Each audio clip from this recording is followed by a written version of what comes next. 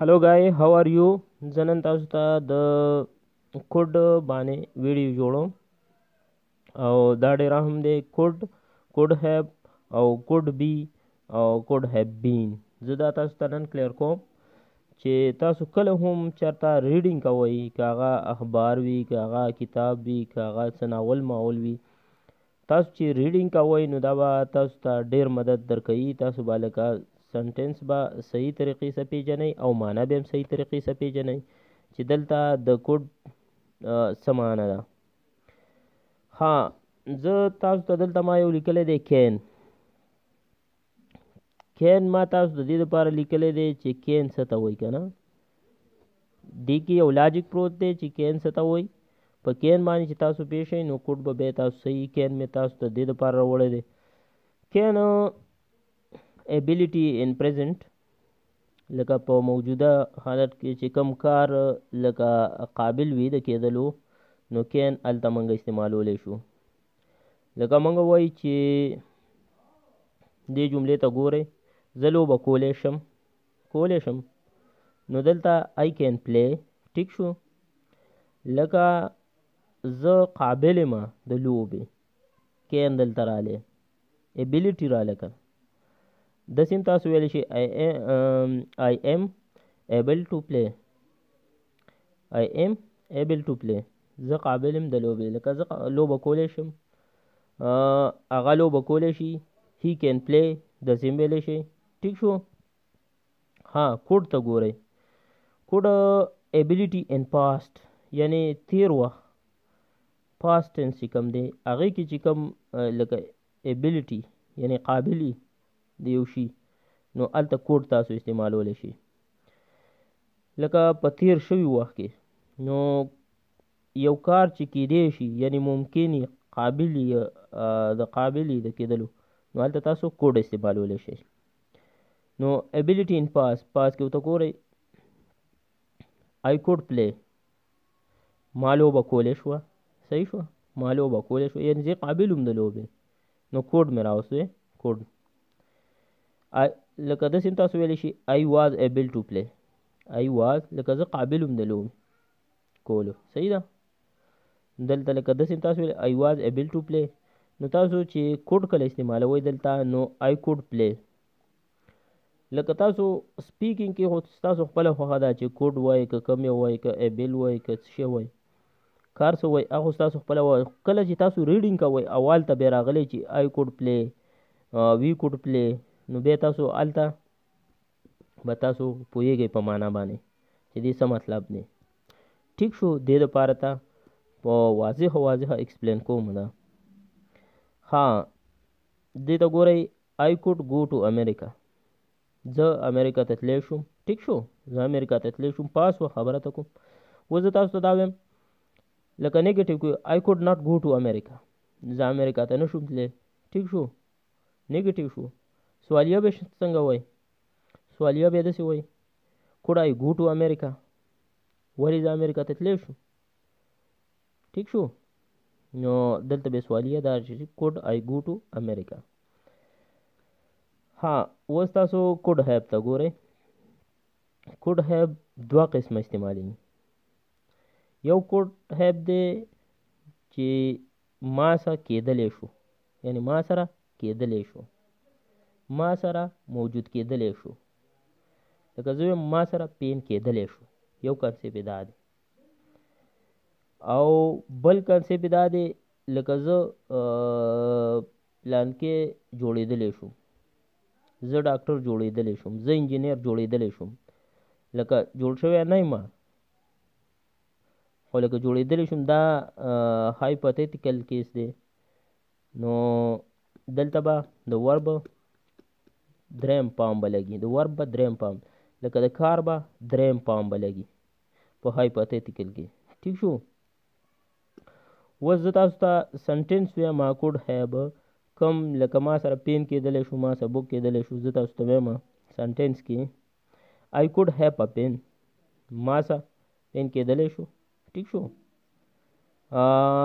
امجد could have books. امجد سره کتاب کېدلی شو. ټیک شو. we could have a football منګسه فوټبال کېدلی شو. you could have money تاسو روپۍ کېدلی شوي. صحیح شو ده. یو خدا شوم داسې مطلب دی په پښتو کې. ټیک شو. او بل دی بل ته هایپوتیټیکل ته ګورئ دلته به ورب استعمالیږي. could have لکه دا کومه چې فرضي خبره وي لکه زه هغه رنګې نه یم هسې فرضي خبره مونږ کوو نو هلته به د ورب دریم فارم استعمالیږي. ټیک شو. نو دلته اوس تاسو ګورئ he could have become a doctor هغه ډاکټر جوړېدلی شو. فرض که جوړ شوی نه دی مونږ داسې وایو چې هغه ډاکټر جوړېدلی شو. he could have become a doctor. صحیح شو. Ali could have played. ټیک شو. علي لوبه کولی شوه. ټیک شو. we could have gone home منګه کور ته تللی شو. ټیک شو. gone home بعضې سټوډنټان وایي چې دلته ټو راځي که ټو تاسو لګوئ صحیح ده که نه لګوئ صحیح ده. داسې هم ویلی شي we could have gone to home. ټیک شو. منګه کور ته تللی شو. او اوس زه تاسو ته could be او could have been could be او could have been زه تاسو ته وایم could be او could have been یو رنګې معنا ورکوي. ګوره should be او should have been او would be او would have been دا بیلې بیلې معنی ورکوي. خو could be او could have been دا یو رنګې معنا ورکوي. که تاسو یو رنګې دي که تاسو could be لګوئ او که تاسو could have been لګوئ. ګوره could be زه تاسو ته وایم could be کې فرض کا دلته د کار ذکر دی کې نشته دی. زه تاسو ته جمله لیکم she could be at home هغه په کور کې کېدلی شوه. کار مار خو پکې رانه دی کار ذکر دلته نشته ورب پکې نشته دی. داسې هم ویلی شئ چې she could have been at home هغه په کور کې کېدلی شوه که داسې وای او که داسې و she could be at home نو یو معنی به تاسو چېرته نیوز پیپر کې سیکو نو یو معنی به.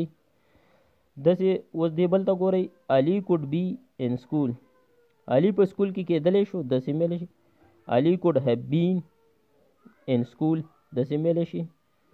ټیک شو. چې کوم یو تاسو لګوئ لکه علي په سکول کې کېدلی شو.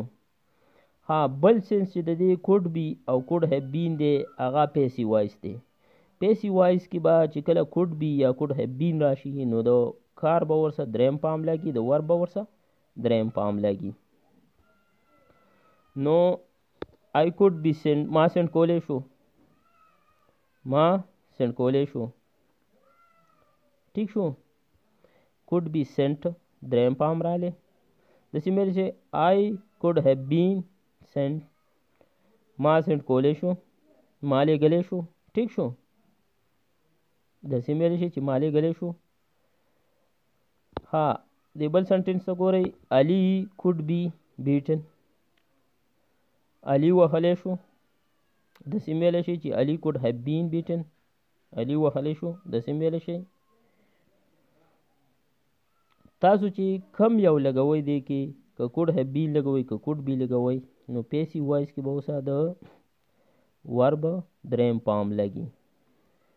بعضې ټیم کې اوسه د ابجیکټ ذکر راغلی نو هغه به اوسه داسې لګوئ we could be told موږ هغو ته ویلی شو by Ali د علي نه.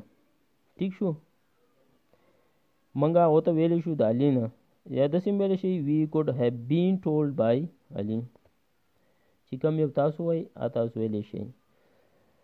دا ښه سوچ سره وګورئ کنفیوز کېږئ مه ښه په طریقې سره یې وګورئ. سپیکینګ کې خو تاسو ته څه مسله نه وي ستاسو خپله خوښه وي چې کم یو تاسو لګوئ هغه لګولی شئ. خو اکثر په ریډینګ کې بیا تاسو ته غټه مسله وي چې څه مطلب کیدی شي څه معنا کیدی شي. ټیک شو. او ویډیو هم که خوښه شوي وي شیر یې کړئ زیاده نه زیاده چې هر چاته د دې لیکچر پیدا میلاو شي او دا کنسپټ د هغو کلیر شي. او چینل کم نه سبسکرایب کړی نو سبسکرایب یې هم کړئ. ځان ډېر خیال ساتئ. د الله په امان ورځ مو په خیر.